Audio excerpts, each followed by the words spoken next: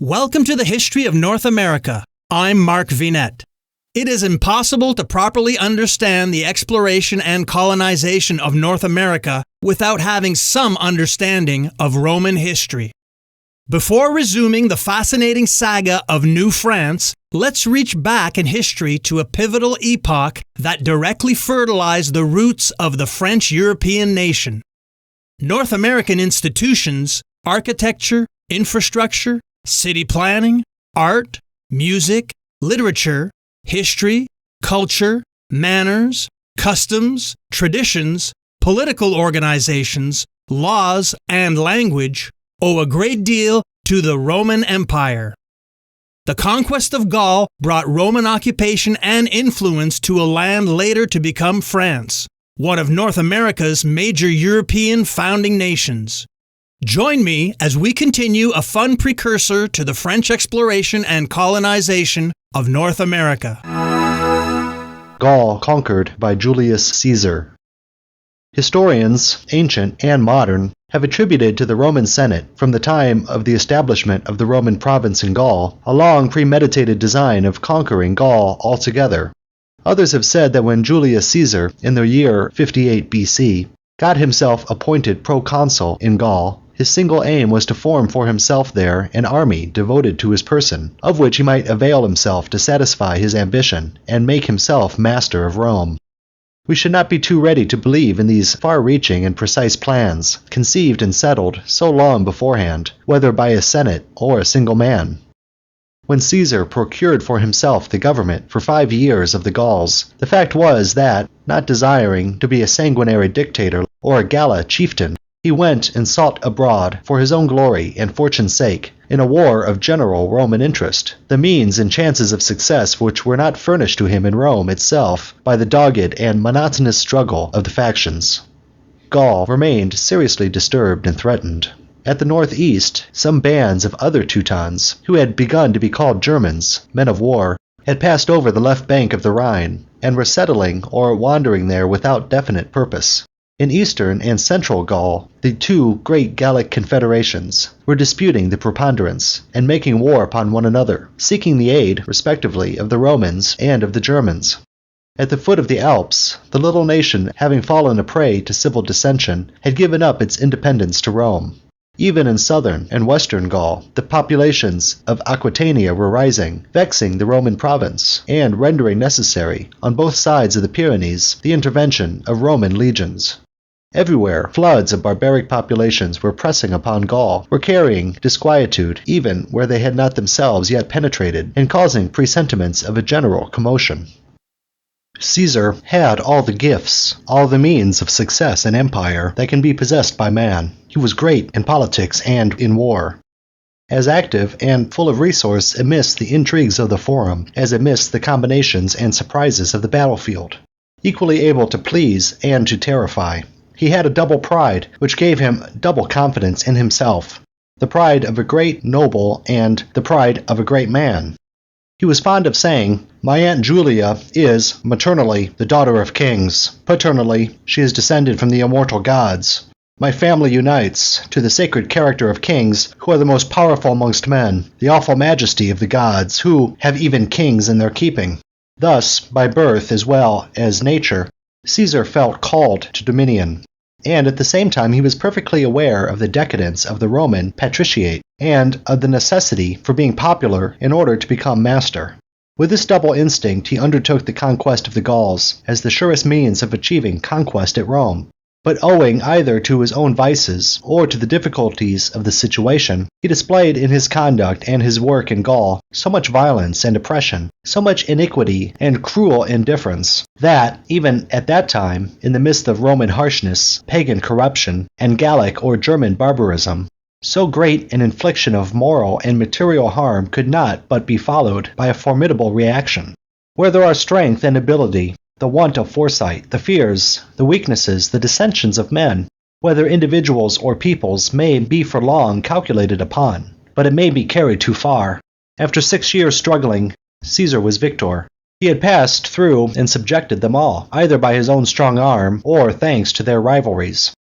In the year 52 BC, he was suddenly informed in Italy, whither he had gone on his Roman business, that most of the Gallic nations, united under a chieftain hitherto unknown, were rising with one common impulse, and recommencing war. The same perils and the same reverses, the same sufferings and the same resentments had stirred up amongst the Gauls, without distinction of race and name, a sentiment to which they had hitherto been almost strangers, the sentiment of Gallic nationality and the passion for independence, not local any longer, but national. This sentiment was first manifested among the populace and under obscure chieftains. A band of peasants rushed upon the town of Genabum, roused the inhabitants, and massacred the Italian traders and a Roman knight, whom Caesar had commissioned to buy corn there. In less than 24 hours the signal of insurrection against Rome was borne across the country, amongst whom conspiracy had long ago been waiting and paving the way for insurrection.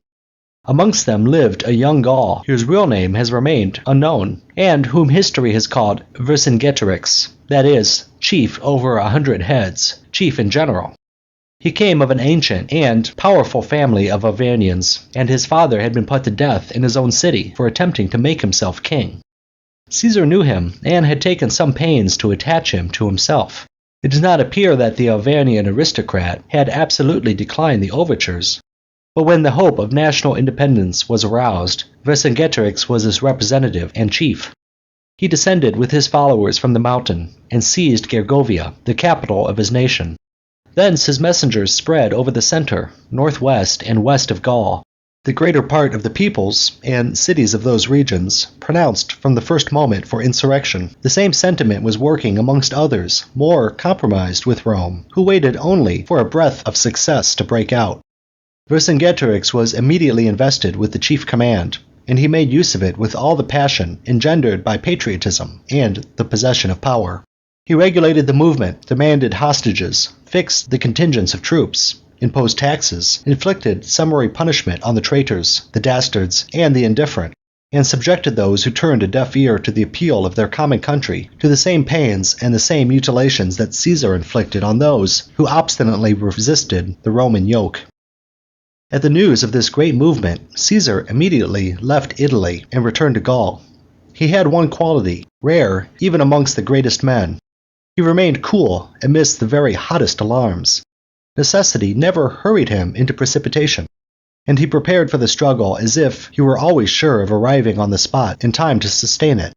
He was always quick, but never hasty, and his activity and patience were equally admirable and efficacious. Starting from Italy, he passed 2 months in traversing within Gaul the Roman province and its neighborhood, in visiting the points threatened by the insurrection, and the openings by which he might get at, in assembling his troops, in confirming his wavering allies. And it was not before the early part of March that he moved with his whole army to the very center of revolt, and started thence to push on the war with vigor. In less than 3 months he spread devastation throughout the insurgent country. He had attacked and taken its principal cities, delivering up everywhere, country and city, lands and inhabitants, to the rage of the Roman soldiery, maddened at having again to conquer enemies so often conquered. To strike a decisive blow, he penetrated at last to the heart of the country of the Arvernians, and laid siege to their capital and the birthplace of Vercingetorix. The firmness and the ability of the Gallic chieftain was not inferior to such a struggle. He understood from the outset that he could not cope in the open field with Caesar and the Roman legions.